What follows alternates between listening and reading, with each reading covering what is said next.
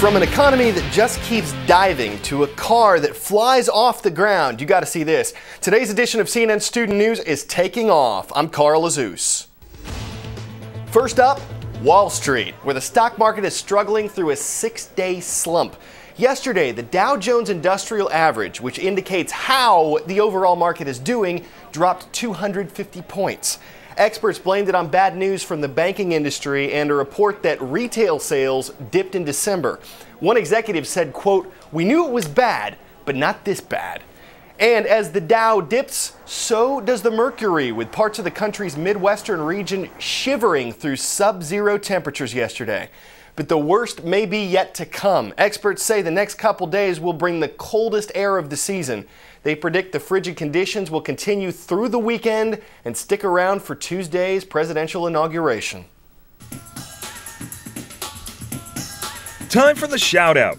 Which U.S. president's inauguration drew the largest crowd to date?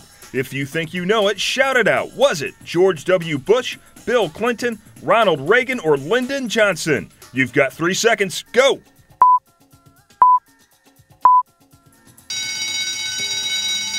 In 1965, President Lyndon Johnson's inauguration drew a record 1.2 million people. That's your answer, and that's your shout-out. Well, next week's inauguration could set a new record. Officials are estimating that up to 2 million people might turn out for that event. In fact, President Bush has declared a disaster in D.C. even before anything happens. Now, that move frees up federal support to help out, including emergency personnel and equipment. Gene Meserve examines some other ways the city is preparing for the crowd. Porta potties side by side, row upon row on the National Mall in preparation for a very big inaugural crowd. A poorly managed crowd can be destructive, even deadly. Just a few weeks ago, a Walmart security guard was trampled by shoppers on the hunt for a bargain. Inaugural officials have consulted a crowd management expert who has studied events like the Hajj, the annual pilgrimage to Mecca. People have learned from the mistakes that had been made in terms of massing very large numbers of people there, in terms of having hard starts where you simply open the floodgates and then you get these stampedes through. Washington is used to big gatherings like 4th of July celebrations, and the police know how to handle a crowd. But the challenges on Inauguration Day could be unprecedented. Information is my best friend. Text messages, jumbotrons, and loudspeakers will all be used to communicate with the crowd in an emergency. If long waits lead to frustration and anger, officials have plans to diffuse it. We actually have customer service folks that will be walking up and down lines of people, giving them maps and telling them where to go, and kind of being ambassadors to make people feel a little bit more comfortable with what they want to do. Officials are already publicizing the basics. Screening checkpoints will open at 7 to let the first 300,000 or so people onto the parade route. Backpacks, coolers, strollers, large umbrellas will all be banned. Restrictions will be looser on the mall, where the overflow will be sent. Spectators who choose can stake out a mall spot early, though camping is prohibited. Officials deny they are trying to discourage people from attending. It's quite to the contrary. Our efforts are to make sure that people are safe. We'd like for as many people to come as want to come. Some experts say the number of portable toilets, estimated at 5,000, is grossly inadequate for the crowd. Others are worried about food and drink. Planners believe they're about as ready as can be, but warn this will not be your average day out. People should plan carefully and dress for the weather. Gene Meserve, CNN, Washington. If you won't be near a TV on Tuesday, you can still see the inauguration at CNN.com Live. Follow all the day's events, from the swearing in to the inaugural address, the parade to the parties. And don't forget to check out our one-sheet and learning activity on presidential inaugurations. You'll find those free resources at cnnstudentnews.com. A word to the wise: xenophobia, an unreasonable fear or hatred of anyone or anything that's foreign or strange. Okay, one example of xenophobia that a lot of us have encountered is racism. Is it still a problem in our country? And if so, to what degree? That's what we are talking about on today's blog, and what a group of Atlanta area high school students discussed with Tony Harris recently when the CNN anchor headed back to class. Check out what these students had to say. Are we,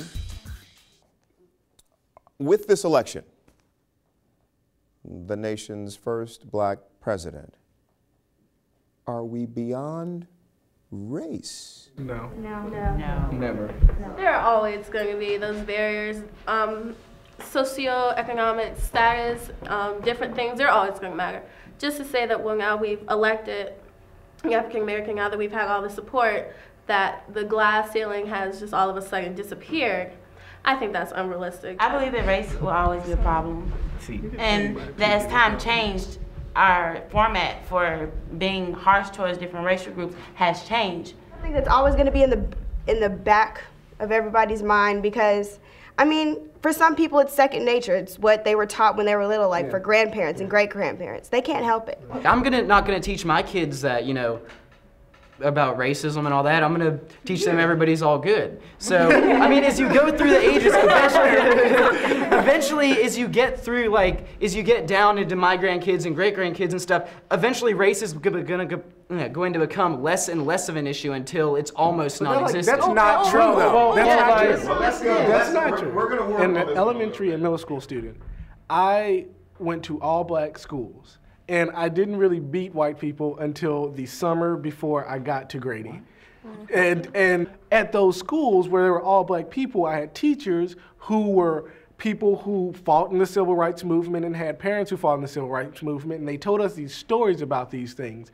And that created and ingrained some type of xenophobic or some view, like because we didn't know these people, then, you know, i.e. Caroline is a person that I should be afraid of. And that didn't go away because Barack Obama was elected president. I think the fear is now we're a lot less honest about it.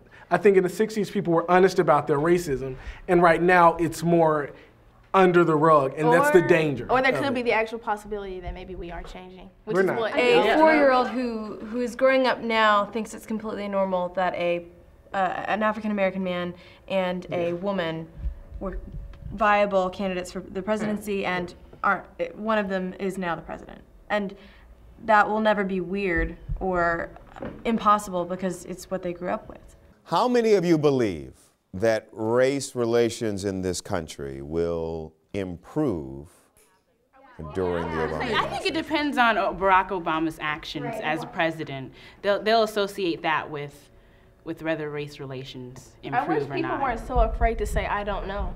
Yeah. Right. And we don't know. One of my hopes is that like a Barack Obama's election will stop people seeing like black culture and white culture as like opposite cultures, so much as just like a different type of culture. And another thing is Barack Obama, during the whole election, he didn't present himself as the black candidate or as the African American. He just went on as, I'm another candidate, these are my ideas, etc. So I think he himself took that step forward. Though racism does exist in our country and there are tensions between the different races, I think that it's not as big as everybody's making it. Yeah, we just elected an African American to the presidency, but at the same time, we have a country that's in economic turmoil. That's what we should be talking about, and that's what we should be worried about, not whether Caroline and I will hate each other tomorrow.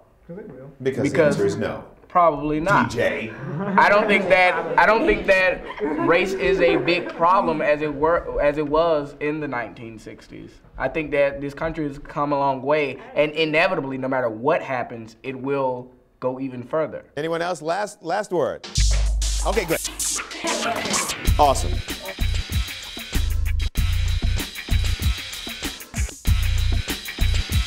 And before we leave you today, we're bringing you a buggy that's built to travel across all terrains, including the sky. A team of engineers spent 18 months researching and designing this thing, and then launched it on a 3,700-mile journey from London to Timbuktu. Propeller in the back, parachute on top, crazy in the cockpit. Well, you can judge that for yourself. The inventor says he's hoping the aerial adventure will touch down in Timbuktu in February. Of course, if he bought a ticket on Air France, it'd only take about 6 hours. Either way, it's where the rubber leaves the road on CNN Student News. I'm Carl Azuz.